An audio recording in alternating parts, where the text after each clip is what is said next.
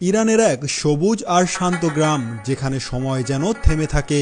এখানকার মানুষরা প্রকৃতি আর পারস্য সংস্কৃতির মিলবন্ধনে বেঁচে আছে। প্রিয় দর্শক, আজ আমরা আপনাদের নিয়ে যাব এমন এক জায়গায় যেখানে ঐতিহ্যবাহী রান্নার সুবাস আর ইরানি সাধারণ মানুষের জীবনের গল্প মিশে একাকার হয়ে যায়। তো প্রথমেই সকালবেলায় ইরানি এই নারী নদীর স্বচ্ছ পানিতে ধুয়ে নিচ্ছে তার মুরগির মাংস।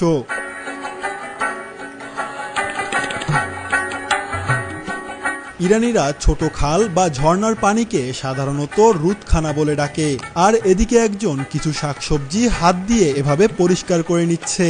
ইরানের আস্তারা শহরের এই সবুজ পাহাড়ি অঞ্চলটি, যা আজারবাইজানের সীমান্তে অবস্থিত, এটি এই পরিবারের ঐতিহ্যবাহী জীবনের এক সুন্দর আশ্রয়স্থল।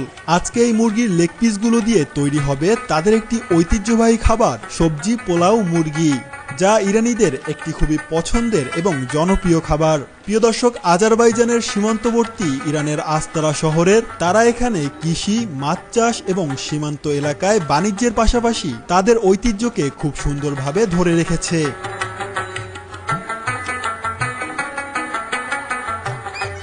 এখন রান্নার জন্য প্রথমেই এই লেগ পিসগুলোকে বিভিন্ন মশলা দিয়ে ভালো করে ম্যারিনেট করা হবে। এরা সাধারণত ইরানের অন্যান্য পাহাড়িদের মতো তেমন একটা পশুপালন করে না। তাদের মধ্যে রয়েছে শুধু কৃষিকাজ এবং সীমান্তবর্তী বিভিন্ন ধরনের বিজনেস। এর জন্য প্রথমে সেই মুরগির লেগ পিসগুলোকে তেলে হালকা একটু ফ্রাই করে নেওয়া হবে। এতে দেখতেও যেমন সুন্দর হবে, তেমনি খেতেও অনেক ভালো লাগবে। এখন এই রান্নায় ব্যবহার করার জন্য কিছু শাক কুচি কুচি করে নেওয়া হচ্ছে। এগুলো মূলত সেই প্লাউর মধ্যে দেওয়া হবে।